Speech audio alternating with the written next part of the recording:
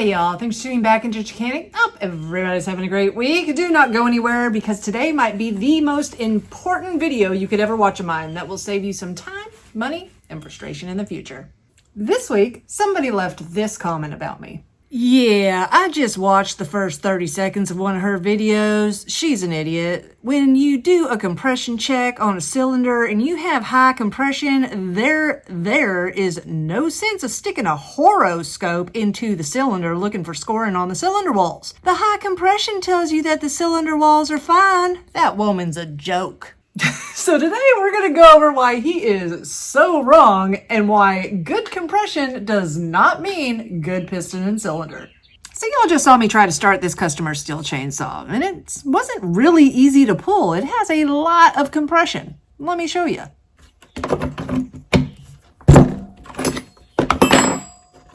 And we're going to break out my MityVac compression tester. I cannot say enough good things about this. We've had this one for probably 3 or 4 years at least. Use it probably 10 times a day, and it just keeps chugging along. I will leave a link to one in the description box below if you want to get your own.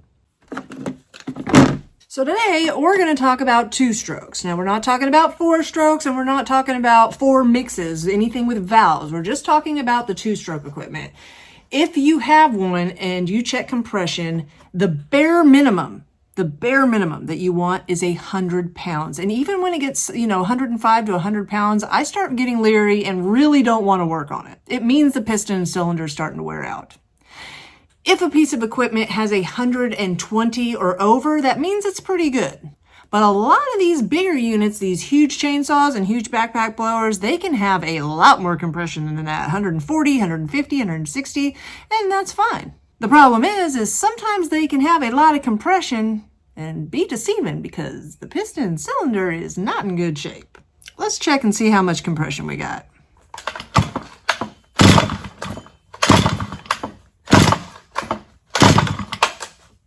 Now, just a few pulls, we've got 135 pounds of compression, which in the small engine world, for 2 strokes, that's perfection. But will this saw ever run right? Absolutely not. Let me show you why. So, what would Burn be doing right now? Burn would be going down a repair rabbit hole, looking for a problem that doesn't exist. We're going to go inside and let's just take a peek at these cylinder walls. I'm going to break out my horoscope by Depstech. Let's look inside.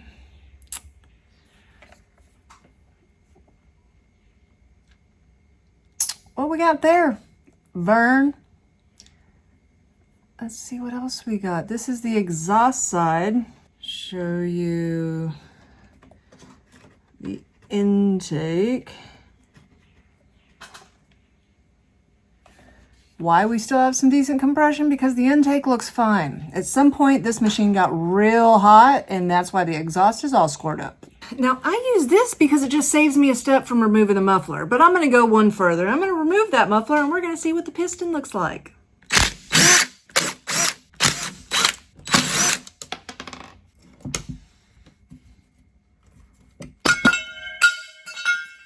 I didn't mean to do that.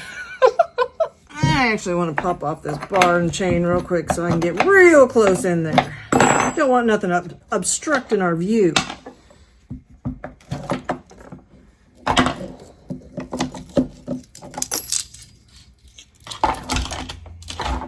Okay, let's take a peek inside, see if I can get y'all in there. Now, the intake does not look bad at all. You see some up and down lines there, but that is really, there was some water inside of this, some moisture. But whenever I get my pokey tool here and go rub back and forth, I don't really feel too much. Okay, not too much. It might still run with that. But let's lift this piston on up here. Oh, what do we got there? Uh-oh, what do we have there? Let's look at that. Oh, what is that? What are all them streaky lines? Let's see, let's take my pokey tool here and see. Oh, crunchy, crunchy, crunchy. Here's a real nice one. I get stuck in that one like crazy. Around this side, not as bad, not as bad. It is really riveted there, but there's this one right here. I'm gonna clean this up a little bit because I don't want you to think that the moisture water, whatever that is that's in there, is it burned up. So I'm drying it out here. That way we could really go over how scored this piston is. Can y'all see that? I hope you can see that. Maybe if I turn the light off. Oh, yeah. There we go. Come on, focus.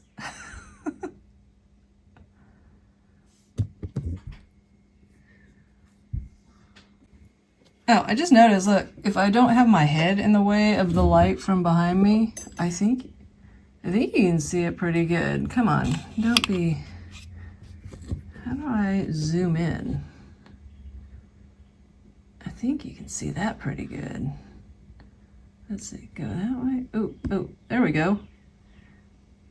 Check that out. Now, is it possible that this chainsaw could run?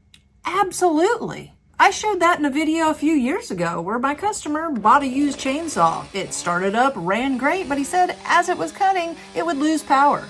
Brought it to me, it had 130 pounds of compression. Pulled the exhaust, and unfortunately, it was burned up.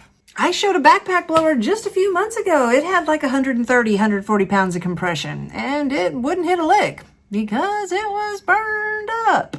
Now, when it comes to a lot of units like this, it doesn't necessarily mean I give up on them. I've had people bring their brand new Echo trimmers in after I sold it to them, and they had ran it with straight fuel. I got it unlocked and adjusted it a little bit out, and it ran just fine, and they were able to use it at least for another season or two. Sometimes though, like on this one that has a bunch more issues, it's one that's been sitting for a long time. It probably needs carburetor work. It needs a service. It needs a chain. If it needs all this other stuff, it does weigh on my decision that I'm probably not going to have my customer throw that much money into a machine that may not run once it gets hot. So Vern, you can call me an idiot. I've been called a lot worse, but I'm going to stand firm. I love my HD endoscope. I use it on everything that I work on. If you do not have one, I highly recommend it, especially with Father's Day coming up. I will leave a link to one in the description box below, along with the MityVac compression tester.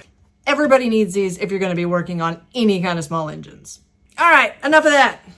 I got to catch you up. Now, first off, next week is my birthday. Yeah, I'm going to be the big 40, over the hill. That's what I am. Yeah, sure. A little older, but I know a lot of you like to drop me a line. If you would like to, I will leave my P.O. box in the description box below. I would love to read them. Also, an update on the last video that I made about the chainsaw that needed a bunch of used parts from one to another, that had a port job, that had a bunch of oiler issues. At the end of that, I had told you that I was going to change out the handle assembly. Well, let me show you something. Now, I was going to have to change out this entire handle assembly because we found a little hairline crack right here. This is all one piece and the dang thing's leaking. So he had brought me 2 other chainsaws and then I didn't even notice. Look at the epoxy on this one. Obviously that one's been leaking. It has a little let me show you here, a metal guard. It's more like an extra chain catcher. I believe that they were having an issue. I mean, these are commercial saws and with huge chains. So they were having an issue with the chain coming back, hitting the gas tank, which would, definitely put a hole in the gas tank. So they put this extra metal cover here. This one, it came off and obviously screwed up the gas tank. This one that he also gave me, it still has the cover on it, but man, this tank has just been beat to heck, and it is scary, old, and brittle.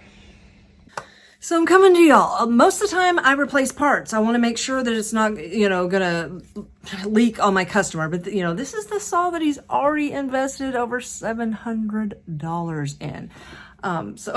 Well, I really don't want to take a gamble on that fuel tank. I don't want him to invest in a new fuel tank. And it's such a tiny crack. I want to know, what have you had experience with? What kind of epoxies, stuff like that you think will work really well for this crack? Might try some JB Weld. That could possibly work. I have had issues every once in a while with the gas and JB Weld eventually leaking on some of the generator gas tanks. I've done that too. So I don't know. I don't know. Do y'all know something that works the best? Let me know in the comment section. So guys, thanks again for tuning in to Chickanic. Hopefully this video saves you some time, money, and frustration. Don't be a Vern. Always check your compression first and look inside your cylinder second. So guys, if you find yourself coming back over and over again, think about hitting that subscribe button. And if you ain't tired of me yet, check this video out right here.